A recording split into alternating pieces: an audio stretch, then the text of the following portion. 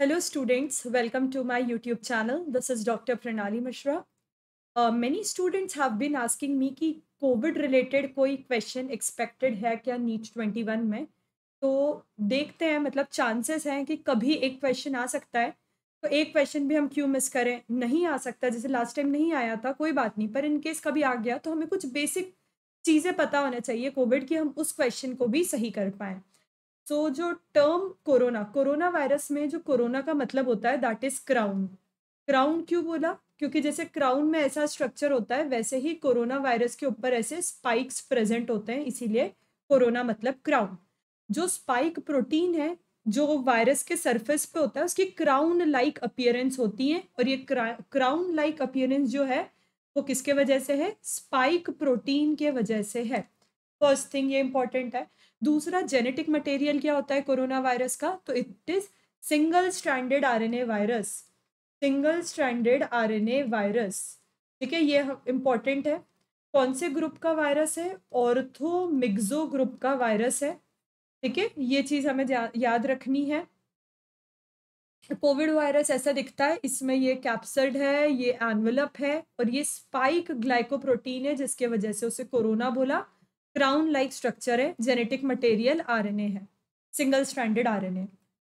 ठीक है, सबसे पहले जो कोविड 19 की जब हम बात करते हैं, है ना, तो कोविड 19 मतलब कोरोना वायरस डिसीज जो 2019 में आई थी, दिसंबर 2019 में वुहान चाइना में। ट्रांसमिशन कैसे होता है वायरस का? तो जो वायरस स्प्रेड होता है रेस्पिरेटरी ड्रॉपलेट और एरोसोल से होता है इन्फेक्टेड पर्सन की। अगर जो पर्सन कोविड से इन्फेक्टेड है वो स्नीज करेगा, कफ करेगा, उससे मुंह से जो ड्रॉपलेट्स और एरोसोल्स निकलेंगे वो ट्रांसमिशन करेंगे बेसिकली इसका। कोविड 19, ठीक है, माउथ से एंटर कर सकता है, नोज से एंटर कर सकता है, आई से एंटर कर सकता है आपकी बॉडी में। फिर क्या करेगा? नेसल पैसेज को मेनली ये इन्फेक्ट करेगा, ठीक है, थ्रोट वगैरह को इन्फेक्ट करेगा, वहीं पर रहेगा, मल्टीप्लाई करेगा।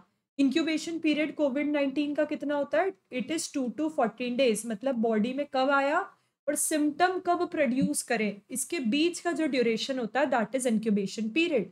सिम्टम्स क्या क्या होते हैं कोविड में? फीवर और चिल्स, बुखार आ जाता है, ठंड लग सकती है, कफ होता है, डिफिकल्टी इन ब्रीदिंग, डिस्निया, है ना, डिफिकल्टी होगी सांस लेने में, थका थका लगेगा, टायर्डनेस है, हेडेक है, सिर दुखेगा, बॉडी एक है, नोजिया है, वॉमिटिंग जैसी फीलिंग है, लॉस ऑफ टेस्ट और स्मेल, है ना, टेस्ट नहीं आता, स्मेल नहीं आती, कभी कभी किडनी डैमेज हो जाती है, डेथ के भी चांसेस है। डायग्नोसिस कैसे होता है? डायग्नोसिस कोविड 19 का होगा आरटी पीसीआर की मदद से। आरटी पीसीआर का फुल फॉर्म है reverse transcription polymerase chain reaction, real time reverse transcription polymerase chain reaction. Upper respiratory passage को भी अफेक्ट करता है, लोअर को भी अफेक्ट करता है। तो जब इसकी टेस्ट होती है तो जो सैंपल लिया जाता है वो दोनों जगह से लिया जाता है, नेजल स्वैब का भी सैंपलिंग होती है, ओरल स्वैब की भी सैंपलिंग होती है, ठीक है।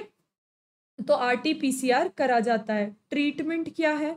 तो ट्रीटमेंट में बहुत सारी जो मेडिसिन्स का कॉम्बिनेशन था, इसके बारे में हम बात करते हैं। कुछ-कुछ इम्पोर्टेंट क्वेश्चन्स हैं, वो देख लेते हैं। जब क्लिनिकल ट्रायल हो रहा था, तो क्रिटिकल कंडीशन में कैसे ट्रीटमेंट हो रहा था? प्लाज़्मा थेरेपी के मदद से ट्रीटमेंट हो रहा था इन दी क्रिटिकल कंडीशंस। जो हम वैक्सीन्स की बात करते हैं, जो कोविड 19 के लिए अभी यूज़ हो रही है, एक होती है कोविशील्ड।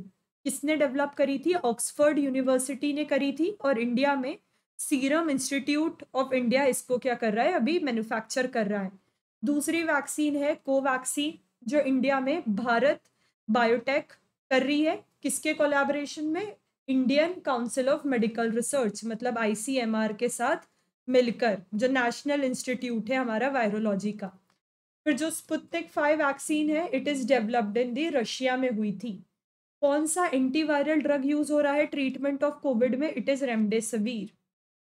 जो टेस्ट होती है कोविड को डिटेक्ट करने के लिए that is RTPCR, real time reverse transcription polymerase chain reaction.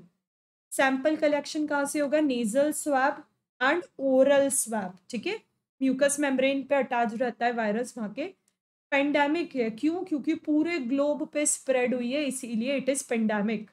Incubation Covid का कितना होगा 2 टू 14 डेज, मतलब जब आपकी बॉडी में पैथोजन आया और कब उसने फर्स्ट सिम्टम शो करा, इसके बीच का जो पीरियड होता है दैट इज इंक्यूबेशन पीरियड।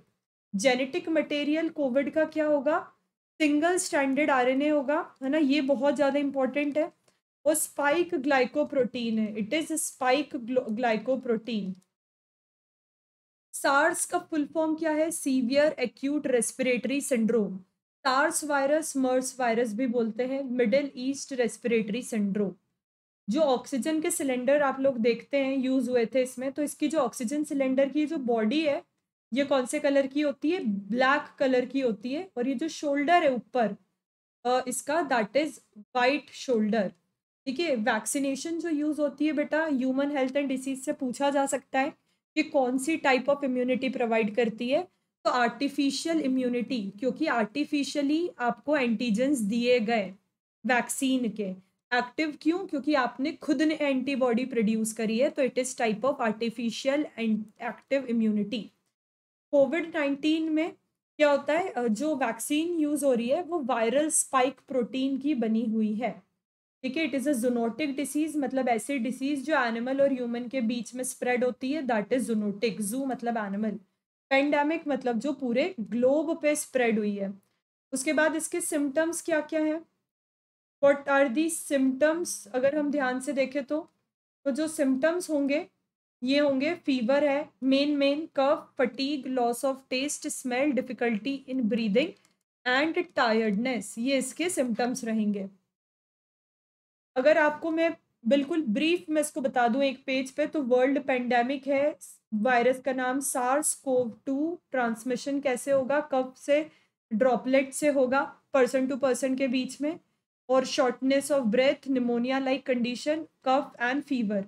कैसे बचा सकते हैं अपने आप को, सोशल डिस्टेंसिंग करके, हैंड वॉश यूज करना है, सैनिटाइजर यूज करना है, जो एल्कोहल बेस्ड सैनिटाइजर होता है वो यूज करना है, डिसइंफेक्टेंट यूज करके, फेस मास्क यूज करके, ट्रैवल को अवॉइड करके। अब जो कोरोना वायरस का ट्रांसमिशन होता है ये मेनली 3 टाइप का होता है। एक होता है फोमाइट। फोमाइट मतलब जो ऑब्जेक्ट्स हैं उन पे वायरस है, आपने उसको टच करा तो ट्रांसमिट हो जाएगा। ठीक है, जैसे आपने एक ऑब्जेक्ट को टच करा, उसके ऊपर कोरोना वायरस था, हैंड से टच करके आईज, नोज और माउथ पर टच कर लिया तो ट्रांसमिट हो जाएगा। ठीक है, तो हैंड सैनिटाइजर और हैंड वॉशिंग से हम फोमाइट से जो इन्फेक्शन होता है, जिन ऑब्जेक्ट पे कोरोना वायरस है उनसे बच सकते हैं। अब दूसरा होता है ड्रॉपलेट इन्फेक्शन। तो मॉइस्ट पार्टिकल जो बोलते टाइम, ब्रीद करते टाइम, कफ करते टाइम, स्नीज करते टाइम निकलते हैं कोविड इन्फेक्टेड पेशेंट से, वो होते हैं ड्रॉपलेट इन्फेक्शन, ट्रांसमिशन करते हैं। तो ये ही प्राइमरी चीज़ है जिससे ट्रांसमिट हो रहा है। तो virus containing droplets corona virus को स्प्रेड करती है, इसीलिए बोलते हैं कि 6 फीट का डिस्टेंस जरूरी है 2 लोगों के बीच में, और मास्क यूज करना बहुत ज़्यादा रिक्वायर्ड है। आई का भी प्रोटेक्शन करते हैं लोग, फेस शील्ड्स भी यूज करते हैं।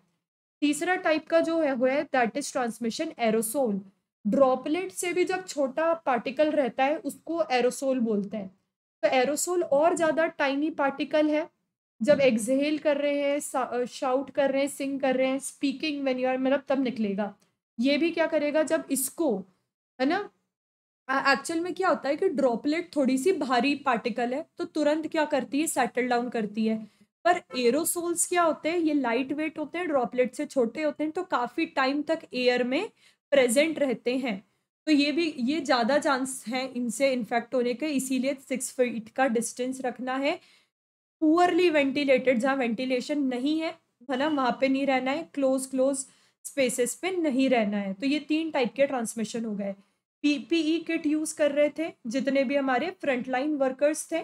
फुल फॉर्म क्या है, पर्सनल प्रोटेक्टिव इक्विपमेंट, इसमें ये सारी चीजें यूज होती है। ठीक है, डिस्पोजेबल बैग, ठीक है, तो it is PPE, personal protective equipment. ठीक है, और ये सार्स कोव 2 का मैं फुल फॉर्म आप लोगों को हाईलाइट करना चाहती हूँ, severe acute respiratory syndrome corona virus 2। तो ये क्वेश्चंस भी आप कर लोगे, ये जो चीज़ें मैंने बताई है it is more than sufficient. And best of luck for the examination. बस एक बार वीडियो को देख लिया है तो भी मुझे लगता है काफ़ी चीज़ें रिटेन हो जाएगी। और बाय चांस अगर कुछ क्वेश्चन आता है कोविड-19 का, तो आई एम वेरी श्योर कि आप लोग उसे सॉल्व करेंगे।